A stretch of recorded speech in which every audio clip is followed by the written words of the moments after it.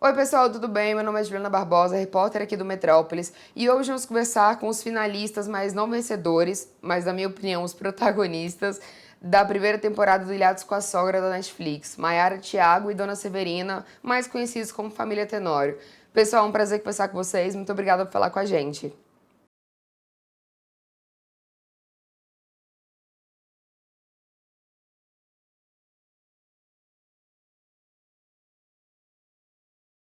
A minha experiência foi assim uma experiência muito inusitada. Primeiro que eu nunca me vi nesse lugar, né, de participar de um projeto como esse. Eu até pleiteei alguns outros, né, em outros meios de mídia, por conta de querer explorar a carreira profissional das minhas filhas, né, porque eu sou filha de artista, vendo uma classe econômica desfavorável, então eu achava que esse podia ser um caminho. Então, assim, mais por esse sentido, porque essa coisa de mãe, que só por isso. E esse convite ele veio assim, de uma maneira muito inusitada, né? Até mesmo por conta da dinâmica do programa, da temática que o era e da situação em que eu encontrava para ir lá participar. Então, tudo isso formou, assim, na minha cabeça, no meu psicológico, um turbilhão, um verdadeiro furacão. Então, quando eu cheguei lá, eu realmente teve situações que eu, involuntariamente e muito abalada emocionalmente, eu própria atropelei as minhas convicções. Não no sentido de desrespeitar, nem de desmerecer ninguém. Mas, assim, eu realmente não estava emocionalmente pronta para participar de uma coisa com tamanha dimensão. Eu acho que foi sempre expectativas, né? Era sempre expectativa do que ia acontecer, de como que ia funcionar, o que estava por vir. Foi uma experiência bem maluca. Eu jamais imaginei passar por isso, não no sentido de, tipo, estar nessa exposição. A exposição eu sabia que viria e como que a gente depois, futuramente, conseguiria lidar. Mas a vivência mesmo. Cada etapa, cada dinâmica, cada prova, olhar eles conseguindo fazer tudo, porque na hora que a Fernandinha diz, ilhados, se vocês estão ilhados com a sogra, a minha alma vai embora. E eu falo, meu Deus, onde estou? Para onde vou? O que vou fazer? E aí começar a experienciar isso, a falar, não, Mayara, agora você vai estar em outro espaço e isso aqui vai proporcionar para eles uma outra leitura de vivência e que eles vão conseguir entrar numa harmonia ou, de fato, vai ter que enrolar de vez para outro lugar. Então, assim, eu me permiti estar nesse espaço de vivência, de estar nessa expectativa de, tá bom, será que eles estão se dando bem? Não, eu tô aqui nas provas, eu era um pouquinho mais devagar. Assim, porque eu tava com outra visão, outra expectativa do projeto, que era justamente essa união dos dois, essa constituição familiar que, graças a Deus e as dinâmicas do jogo, eu consegui conquistar. Então, eu acho que a minha experiência foi muito por aí, foi me deixar experienciar isso para que no final eu colhesse os frutos dessa experiência e colhi. E são muito bem-vindos esses frutos. Para mim não foi fácil, mas foi extremamente rico. É como se a gente precisasse passar por essa experiência para a Severina me conhecer de verdade, que até então o nosso atrito era porque ela não me conhecia, então ali ela pôde me conhecer, convivendo alguns dias, dormindo junto, comendo junto. Então ali ela pôde me conhecer de verdade, eu também conhecer a ela, conhecer a história dela, conhecer o porquê dos porquês, e foi uma sintonia muito legal. E o que eu gosto de afirmar sempre, que eu já falava para a Severina já no final, que a nossa história, o que a gente constituiu lá dentro, vai servir de exemplo para muitas famílias aqui fora. E realmente está acontecendo, isso não tem preço.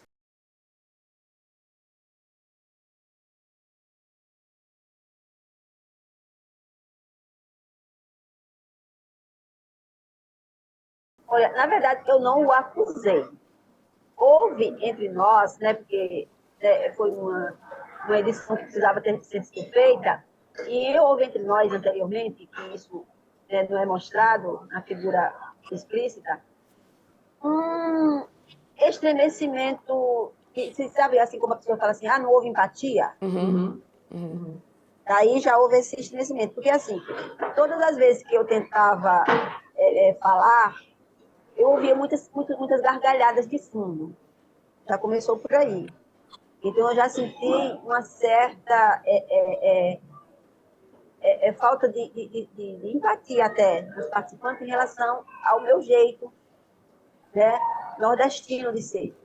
Porque eu ouvi lá, que não foi passado, mas eu ouvi lá que a gente até gosta de nordestino, eu até tenho um filho que tem um canal que zoa nordestino. Nordestino não quer ser zoado, nordestino quer ser respeitado. Então, tudo isso me magoava. E como eu estou diarista, de formação eu sou professora primária, tenho minhas composições, mas eu estou diarista, as conversas que né, rolavam entre as outras famílias em relação a isso, as funcionárias da casa deles, sempre que eles me pegavam chegando, e eu ouvia parte da conversa, eles destoavam, entendeu? O tom da conversa. Eles, sempre falavam de maneira menos...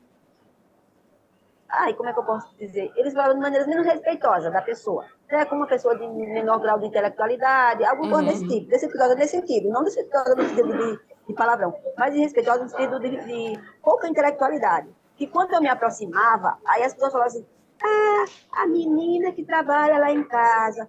Pô, ela não é a menina que lhe ajuda na sua casa, que trabalha na sua casa. Ela é uma funcionária que merece respeito como qualquer outro funcionário. E isso me deixava incomodadíssima. Com razão. Então, foi isso que foi me gerando, entendeu? Essa aflição emocional, esse desconforto com as outras pessoas. Porque eu sou uma trabalhadora, mas eu mereço o respeito tanto quanto você, que faz seu trabalho de jornalista, tanto quanto o médico que faz o trabalho dele de salvar vidas. Então, nesse lugar, eu me senti muito incomodada. E aí as pessoas achavam, né, por esse estigma que as pessoas têm de achar que o funcionário do trabalhador braçal, ele ser essa pessoa de pouca instrução intelectual, eles sempre deixavam isso claro. Mas você é até inteligente. Mas como você é inteligente? Isso me irritava. Então, eu cheguei à conclusão de que a minha presença incomodava pelo fato de eu ser justamente preta, pobre, nordestina e ter o mesmo nível de intelectualidade que eles. Então, isso incomodou. Foi isso que eu falei. Eu achava que era por causa disso. Eu achava. E a pessoa que distorceu a maneira dela. E chegou nele de maneira diferente. E a desculpa que eu pedi para ele foi porque, assim, eu achei injusto ele ter sabido da forma como ele soube. Eu queria falar com ele. Então, eu achei que era digno da minha parte pedir desculpa. Eu ter dito para outra pessoa o que eu achava dele. Entendeu? Mas eu disse no sentido de desabafo. Mas aí minhas palavras foram distorcidas e levadas para estudar. Eu pedi desculpas aí, deixei bem claro por essa razão. Porque eu achei desrespeitoso, sim, eu ter dito para outra pessoa. Mas não foi por maldade, não foi por estratégia de jogo. Eu falei por desabafo. Porque houve um desentendimento prévio, e aí eu me vi muito desolada, e essa pessoa se aproximou de mim, me ofereceu colo, né? Ofereceu amizade, né? Me enredou na minha situação emocional, e eu confiei. Aí você pergunta, você se arrepende de ter confiado? Não. A gente não deve se arrepender de confiar em alguém, senão eu vou deixar de confiar na humanidade. Você errou, também não errei. Não se deve errar achando que alguém que lhe estendeu a mão é uma pessoa errada. Isso é a consciência de cada um. Eu tenho a minha consciência e eles têm a deles.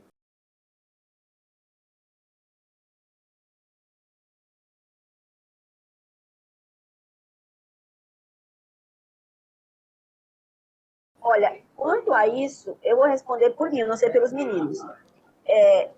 O que mais me perturbou lá foi justamente a questão da minha intelectualidade. Porque o tempo todo eu ficava ouvindo, né? Você até que é inteligente, você até que é inteligente. Só que em dado momento, uma outra sogra da família negra, essa sim foi mostrada, ela falou assim, eu aceito perder para qualquer um, menos para ela. Uma preta falando isso de outra preta. E teve um outro momento em que ela chegou, até passa esse testemunho, que ela falou assim, Sérgio, foi conversar comigo, tudo bem. Mas aí, a parte que ela chegou e falou assim, no final da conversa, ela falou assim, a gente até quis te acolher. Quer dizer, não falaram que você é bem acolhido entre a gente até quis. Esse até quis, ele tem uma conotação de muito vasta interpretação. A gente quis, mas por conta de você ser assim, eu prefiro ficar com eles. E foi o tempo todo isso. Entendeu? Aí eu também não posso direcionar que foi por ser especificamente por ser negro. Mas eu posso pontuar que esses outros dois conceitos que eles tinham em relação a mim, eles pesaram. Inclusive, falando assim, você chegou com os dois pés na porta, você chegou querendo ser a dona da razão. Assim, por conta de, eles sempre se incomodavam. tanto que algumas inspirações que eu dava lá sobre algumas coisas que eu sabia, porque o que eu sei, eu também não sei, que isso nos incomodava. Aí eu ficava ouvindo, mas você sabe disso? Como você sabe disso? Ele até disse, você sabe? Entendeu? Então era muito difícil ter que ouvir tudo isso. É que, bom, eu não vivenciei a vila, né? Eu não vivenciei o que eles vivenciaram lá. Mas no bunker, eu acredito que eu não posso também afirmar que houve uma questão racializada, mas houve sim um desconforto pelo comportamento das outras famílias lá, e eles levaram isso para dentro. Então, não foi tão pesado quanto eles viveram, quanto eu assisti depois, mas tinha, assim, uma desconfiança, não sei se posso acreditar mais nela, ela não merece a minha verdade, porque ela não está jogando com a verdade. Mas, assim, que verdade você aplica? A sua verdade nem sempre é a mesma verdade para todo mundo. E se você escuta algo que você não está vivenciando, e a partir dessa escuta, que você acredita cega e piamente, independente de quem esteja falando, ok, é a sua família, mas você não apura os fatos e você vai sim confrontar aquele que está sendo acusado, eu acho meio torpe, eu acho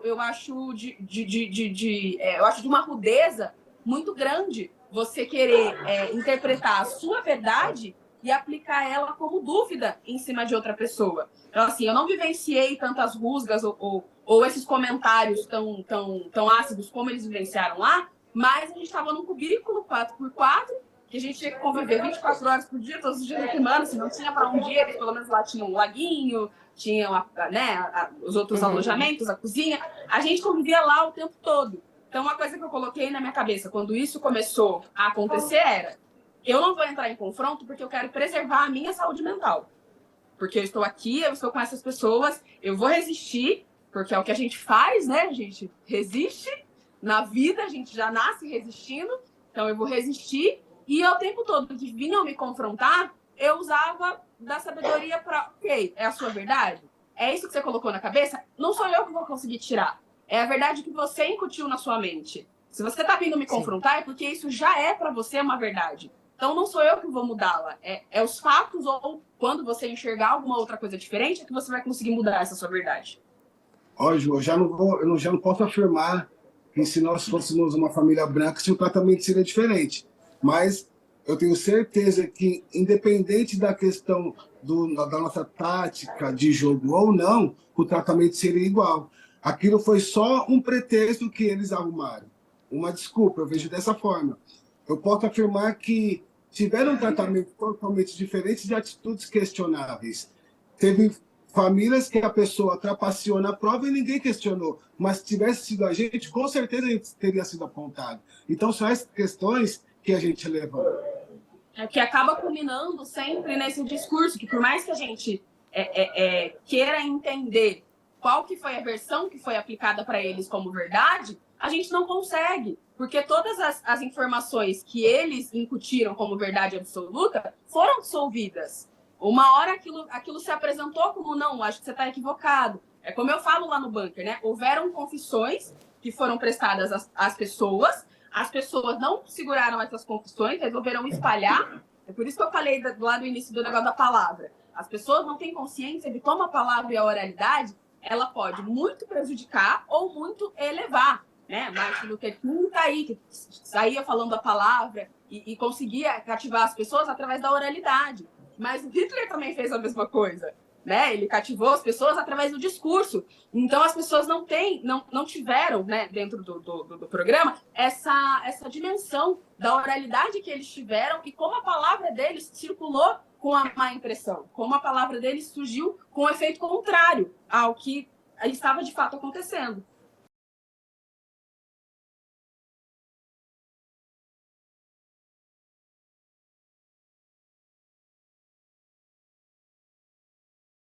Acho que eu vou voltar na mesma circunstância, sabe? A palavra que foi dita ali não foi de acordo com a verdade absoluta que ele estava entendendo.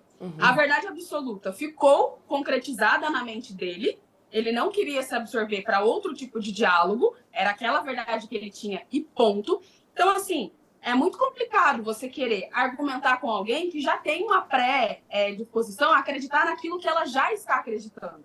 Por mais que você tenha todos os argumentos possíveis para validar que aquilo que ela está dizendo como verdade não é, ou ela pode ver de uma outra perspectiva, ela não vai te aceitar. Então, assim, se o diálogo ali não era possível, eu não vou me desgastar com a minha palavra, com o meu dizer, para tentar lhe convencer do contrário. Eu vou preferir me resguardar. Se você não vai me ouvir de uma forma acolhedora, né? De tipo, não, beleza, eu tenho esse ponto de vista, mas deixa eu ouvir o seu e entender e balizar as coisas. Não, não era isso que acontecia e não acontece. Não é um balizador. É um, vocês estão errados e eu não sei por que vocês não gostam da gente. Aí a gente fica, ué, como assim? Eu quero completar esse ponto, que é muito importante, justamente porque esse tópico é uma das vezes que foram colocadas palavras que eu não havia dito.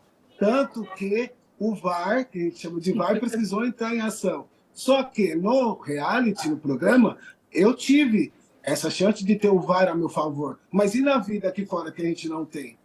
E a nossa voz não é ouvida. Então, essa é uma outra questão. O Rodrigo ficou bravo, não é pelo fato de eu ter falado falsidade, é porque foram falar para ele que eu tinha falado um palavrão para a mãe dele. Isso eu nunca fiz. Então, mais uma vez, a bola de neve que vai se criando, sempre aumentando contra a gente, criou a verdade na cabeça dele. Só que, dessa vez, mais uma vez, afirmo, eu tive o VAR. Eu vou fazer uma citação das minhas muitas pérolas. É que eu sempre falo assim, né? É o ponto de vista deles e é o nosso ponto de vista. Opinião, né, e ponto de vista é a verdade que cada um defende sobre o aspecto que lhe convém, né? Sim. Então, se para eles é conveniente achar que somos nós os carrascos, os fatos né, e a vivência e tudo que a unanimidade, pelo menos, está apontando, é a situação de cada circunstância em que tudo foi vivido, né? Ou seja, como eu falei lá, engraçado,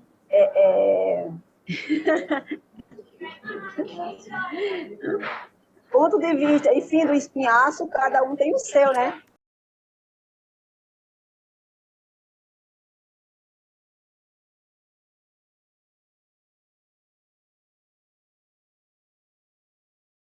Isso é fato, sim. Eu não estou aqui para fazer média com ninguém, que eu não sou de fazer média, eu sou de falar a verdade. Isso é fato, sim. Só que o que eles não falam é que, assim que eles saíram de lá, marcaram uma reunião, né, com os meninos, com os genros e os filhos e genros, noras, esses aí, não as sogras, e simplesmente excluíram a família Tenório. Isso na primeira quinzena que a gente saiu de lá. A gente saiu de lá um tempo, aí quando foi por 15 dias, eu fiquei sabendo disso. Como é que a gente ficou sabendo? Porque eles postaram uma foto maravilhosa, só os filhos e genros e noras, e colocaram assim, elenco de milhões, com direito à prova de resistência, fazendo uma alusão à prova que eu venci. Ou seja, e na foto consta algum participante da família Tenório? Não, porque nem sequer ficamos sabendo desse encontro. Ou seja, agora que tudo veio para a mídia e tudo se tornou essa repercussão inteira em cima da nossa passagem, aí eles vêm querer achar que não fomos nós que nos excluímos, fomos nós que nos retraímos. E fora esse encontro, já houveram mais vários outros encontros entre eles, que nós nunca fomos convidados. Eles, inclusive, inventaram uma festa, agora para o dia 5, porque já que tudo isso já está no ar, tudo isso está tomando essa proporção, e sim, dessa vez eles nos convidaram, mas agora é tarde. Agora o caldo entornou, nego. Agora aguenta que lá vem história. Ô, Ju, eu vou falar assim por mim. Lá dentro, nós éramos obrigados a conviver. Aqui fora, não. Aqui a gente tem, graças a Deus, o livre-arbítrio de... Tirando o trabalho, né? Assim, mas aqui, tirando vida pessoal, eu tenho o direito de escolher com quem eu quero conviver ou não. E eu, pelo menos, decidi não conviver com essas pessoas. Então, não só pelo tudo que a gente passou no reality, mas eu vi que são pessoas que eu não faço a mínima questão de ter algum tipo de contato. Então, sim, bloqueei e faria de novo. Eu tive contato, sim, com a sogra da família Donati, atriz, apesar dela ter saído daquela forma, mas lá... no primeiro ou segundo episódio dá para ver bem claro que quando eu dou aquela fala, por conta daquele primeiro incidente, que eu saio assim, bem austera, que fala justamente que minha língua, minha espada, meu escudo, meu Deus, ela é a única que faz menção, ela até eleva os braços assim, até mim, para tentar me acalmar, só que eu não me apercebo e saio. E agora, depois que eu vi a imagem, eu rememorei isso aí. E lá, sim, quando tudo aconteceu, eu busquei cada um deles e fiz a mesma pergunta. Gente, a minha presença está incomodando vocês? Todos eles foram unânimes em dizer não. Mas sabe aquele não? Não. E a sogra Donati, a Cris, ela foi a única que foi sensível comigo e leal. Ela chegou para mim e falou assim, Severina, eu não tenho nada contra você. Eu gosto muito de você. Você é uma pessoa muito sincera e muito verdadeira. Só que o mundo não está preparado para a sua excesso de sinceridade. Então, eu adorei, porque ela me respondeu com clareza, objetividade e sinceridade. Os demais não ficaram, não está me incomodando, não está me incomodando. Mas aí preferiram fazer a linha esfinge, não sei. E aí, quando a gente saiu de lá, eu sim procurei a Cris, e nós tivemos um bom relacionamento. Inclusive, hoje, para minha surpresa, uma das irmãs dela mandou mensagem para mim. Aí eu falei, fala para sua irmã que eu tô com saudade. Com essa eu tive. Eu tive, e se ela quiser voltar a ter contato comigo, eu vou ter com maior satisfação, porque, assim, né, independente da situação dela com a família, comigo, ela foi super acolhedora. As pessoas do bunker, a gente teve um bom convívio até antes de chegar a informação da possível encenação e tudo mais. A gente tinha, assim, um bom convívio, tínhamos uma troca muito legal, principalmente eu e Francine, eu e Rodrigo, mas a partir do momento em que eu vejo as falas que eles nos deram, assim, por frente eu sou seu amigo, mas por trás eu falo que eu tô decepcionada, que eu não quero mais contato com a sua família, ou que eu não acredito mais em uma palavra que ela diz porque ela é falsa e ela é forçada, eu acho um pouco complicado, assim. Eu sei que Deus fala, dê a outra face, pra, né, quando você está numa coisa, ofereça a outra face. Mas às vezes tá doendo ainda a primeira que você deu. Então, você quer um tempo para se afastar, para se recuperar e curar a sua ferida, né? E tipo, olha, o que você falou, eu volto a bater nessa tecla. O poder da palavra, o que você disse lá tá registrado e foi a sua sensação naquele momento. Eu jamais esperaria ouvir o que eu ouvi, sabe? Pela convivência que eles, né, que a gente teve lá dentro do nosso cubículo 4x4, realmente era uma convivência boa. Não à toa que quando a gente volta pra vila, a gente volta dançando, cantando e tudo mais. Era uma convivência muito boa. Só que quando se estavam sozinhos, eu não servia, eu era uma pessoa que decepcionava, eu era exagerada demais e não acreditava mais em nada que eu dizia. Então, qual que é o sentido dessa amizade? Para que eu vou querer manter uma coisa dessas? Eu acho assim, Gil, se você assistiu tudo que assistiu e ainda vem com essa que eles estão se excluindo porque nos bloquearam, então é porque a gente realmente não tem o que falar mais com uma pessoa dessa.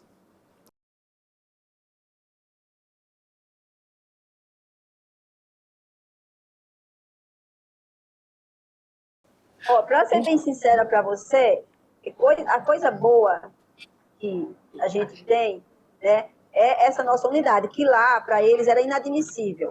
Eles não acreditavam que alguém que não conhecesse o outro pudesse dar espaço para essa pessoa, para ela falar, para ela se mostrar e para ela entender. Porque eu sempre acho assim, que você pode ter a sua verdade, mas você tem a obrigação de conhecer a verdade do outro. Porque só conhecer a verdade do outro é que você tem condições e consciência para tomar uma decisão pautada nos dois lados da moeda, e não em um único lado da moeda.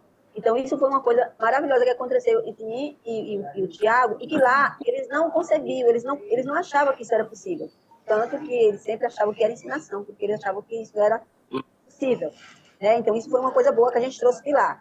Eu e o Tiago somos muito parecidos nesse sentido. A gente se dá essa chance. A gente gosta de ouvir o outro lado. Tá? Agora, quando o outro lado simplesmente acha que a verdade dele é mais importante que a sua, porque nenhuma verdade é mais importante que a outra. Verdades é o seu ponto de vista, né? É o seu ponto de vista daquilo que você experimentou. Mas será que o seu ponto de vista é o mesmo ponto de vista do outro? Então vamos ponderar isso aí. Entendeu? E eu e o Tiago, a gente tem isso muito parecido.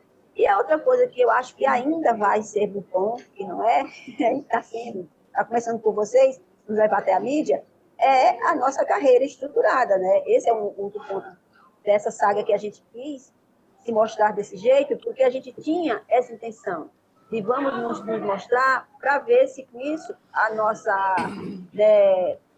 progressão profissional ela chega no ponto que a gente precisa. Então, esse é o outro lado bom. Essa exposição está nos dando essa oportunidade. Entendeu? Esse é um outro lado bom dessa exposição toda que está acontecendo para toda a nossa família, né? Para mim, o principal é isso aqui, ó, é a nossa família unida, isso não tem preço que pague. Eu até falava para a Severina lá dentro, isso já no final, nos últimos dias, e a gente não sabia o resultado do reality, se nós íamos vencer ou não, mas que a nossa história lá dentro ia servir de exemplo para muitas famílias aqui fora. E isso nós estamos vendo com as mensagens que nós estamos recebendo. Então, isso não tem dinheiro que pague, sabe? A exposição também, como a Maiara é da arte, a Severina também é da arte, eu também tenho o meu trabalho, sou comunicador, sou repórter, também essa visibilidade pode abrir muitas portas. E uma coisa muito importante é o acolhimento, o carinho, não só do Brasil, mas do mundo, que a gente tem recebido mensagens de toda a parte do mundo. Nós estamos nos sentindo realmente abraçados, e isso realmente é muito bom. Eu acho que um dos momentos mais importantes para mim, assim, dentro do reality, é a cena no qual a gente acha que vai desistir e que acha que tá tudo perdido e que ali acabou pra gente, e de repente a gente junto consegue unir forças e cada um coloca ali a força que tem naquele momento, consegue estruturar para uma força maior para a gente conseguir superar toda e qualquer barreira que viesse dali pela frente. Então, acho que para mim esse é o momento mais importante para mim do reality, é quando eu de fato vejo que eles estão numa liga só, que tá tudo certo entre eles, que de fato eles conseguiram se entender e que eu consegui ali dar umas palavras de acalento e compreender melhor o que estava acontecendo com eles lá dentro da vila. Então, eu acho que para mim esse é a experiência mais marcante do programa. E aqui fora é isso, assim, é reverberação de carinho, de acolhimento, de aceitação por sermos quem somos. Eu acho que o que a gente não teve lá dentro, o público aqui fora está dando em triplo, quádruplo para a gente, assim. E eu acho que entender que essa nossa visibilidade e ver esse carinho que o público está dando também pode ser uma forma transformadora da gente discutir sobre essa relação.